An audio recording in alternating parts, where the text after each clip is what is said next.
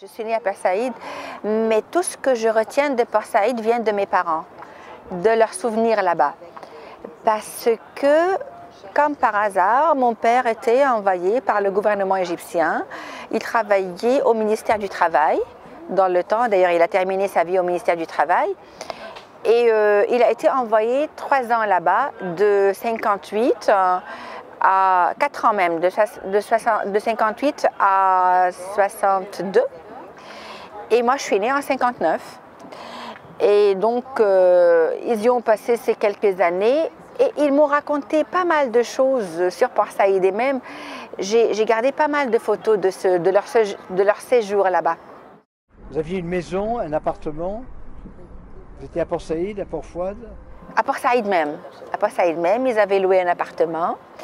Et j'ai plein de photos où ils se promenaient sur la plage, moi dans une petite poussette, bébé dans ma poussette, enfin ma poussette, et avec les amis dans les jardins de Port Saïd. Et je sais que mes parents en ont gardé un excellent souvenir. Port Saïd, c'était une ville, d'après ce qu'ils me racontaient à cette époque-là, c'était quelques années juste après l'accident de Suez, que les Égyptiens appellent l'agression tripartite, que les Français appellent la guerre de Suez, bon, peu importe. Et c'était donc 3 ou 4 ans après. Et la ville avait gardé encore, l'essence, le parfum cosmopolite qu'elle avait toujours eu avant 56. Et rien n'avait changé, au contraire. Les jardins, les promenades, les gens, les maisons.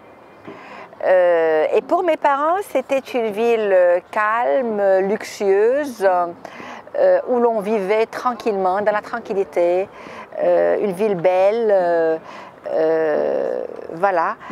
Et ils ont mené une vie extraordinaire là-bas. Après, ils sont retournés au Caire et puis on a mené notre... Mais dans ma carte d'identité, je suis originaire de Port Saïd. Je suis née à Port Saïd. Alors, vous avez utilisé le mot cosmopolite. Qu'est-ce que cela veut dire? Est-ce que c'est la même chose qu'à Alexandrie? Est-ce que c'est le même cosmopolitisme? C'est différent. C'est différent parce que Alexandrie était surtout marquée par la communauté grecque, surtout. Grecque, italienne, mais surtout grecque. Alors que la région du canal de Suez, Port Saïd, Ismaïlia surtout, plus que Suez, il y avait des gens de partout. Il y avait évidemment les Grecs, il y avait les Italiens, mais il y avait surtout des Français, des Anglais, des gens qui venaient de l'Est, de l'Europe de l'Est. C'était vraiment, vraiment une communauté où l'on voyait, où se mêlaient toutes les nationalités, des gens différents, de l'Europe de l'Ouest, de l'Europe de l'Est, etc. Mais quelle était la place des Égyptiens? Il y avait des Égyptiens à Port Saïd. Quelle était leur proportion, leur situation et leurs sentiments par rapport à des étrangers quand même? Dans les villes du canal de Suez, et spécialement à Port Saïd et à Ismaïlia, il y avait, je dirais, deux genres d'Égyptiens. Ceux qui côtoyaient donc la communauté étrangère, européenne, occidentale, etc., et les indigènes. Il y avait un peu peut-être une rupture. Une rupture, une interruption entre ces deux communautés. Les Égyptiens qui travaillaient dans les milieux européens, occidentaux, etc., et les indigènes qui menaient la vie d'Égyptiens, la vie de la population. Et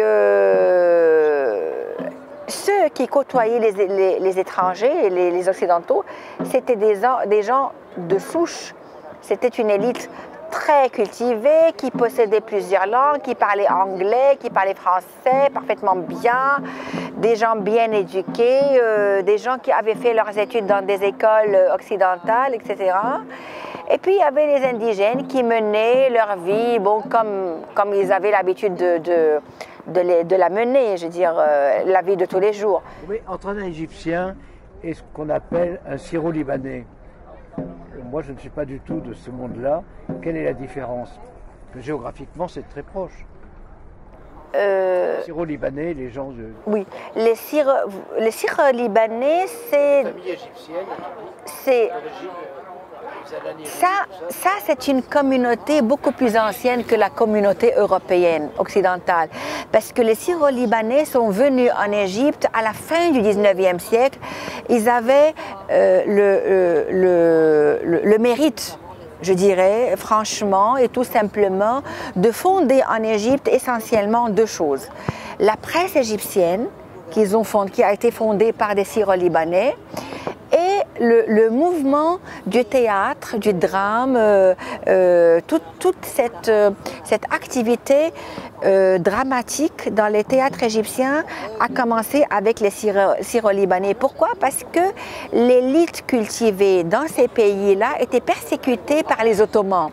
Alors, ils fuyaient leur pays, la Syrie, le Liban, et ils venaient en Égypte, qui était à l'époque un pays beaucoup plus ouvert, beaucoup plus libéral, où l'on pouvait mener beaucoup d'activités culturelles, librement, éducatives, etc.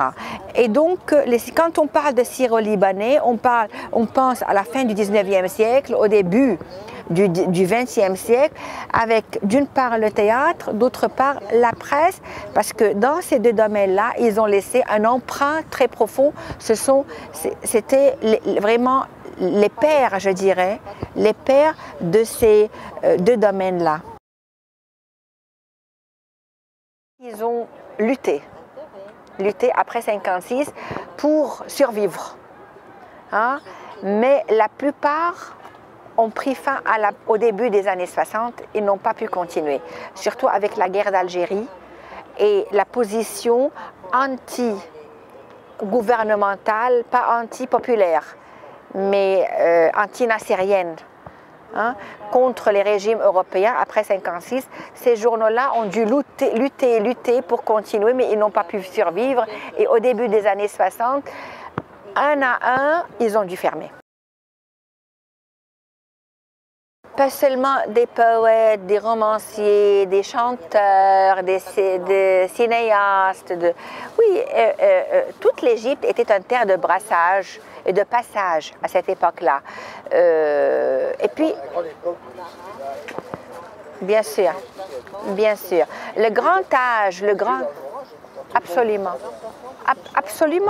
absolument, de la mode, de la haute société. Vous savez, les Européens venaient chercher du travail en Égypte à cette époque-là. L'Égypte empruntait de l'argent aux États-Unis, à la Belgique, à la Grande-Bretagne. On empruntait de l'argent. C'était vraiment l'âge d'or de la société égyptienne.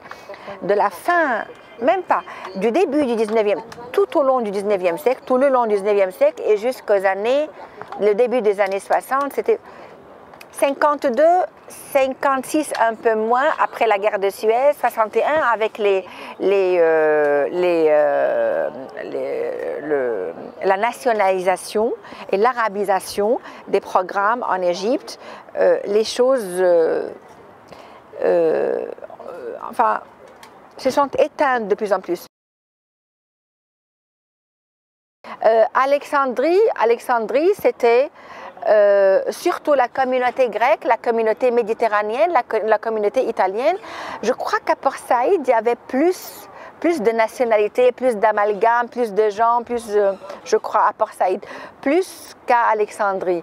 Quand vous vous promenez sur la corniche à Alexandrie jusqu'à aujourd'hui, tous les cafés portent des noms grecs. Presque. Tous les cafés, c'était vraiment une... Et puis n'oubliez pas qu'Alexandrie était fondée par Alexandre le Grand. C'est la ville grecque par excellence. À un moment donné, c'était vraiment la Grèce et l'Égypte, par le biais d'Alexandrie, c'était vraiment le va-et-vient. C'était presque un seul pays. Le même esprit, la même mentalité, Ça, c'était Alexandrie.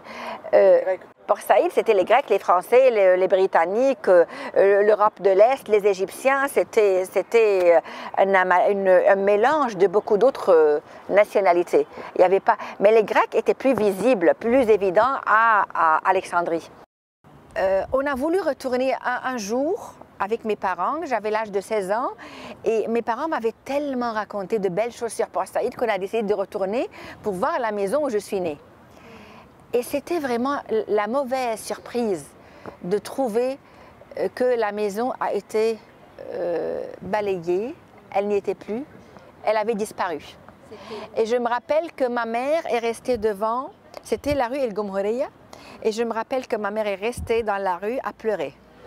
Elle avait tellement été choquée, elle avait perdu quelque chose de son cœur, de la flamme de son cœur, de ses plus beaux souvenirs. Elle s'est mise à pleurer quand elle a trouvé que la maison n'y était plus. Amr Diab, bien sûr, maintenant le premier chanteur égyptien en ce moment.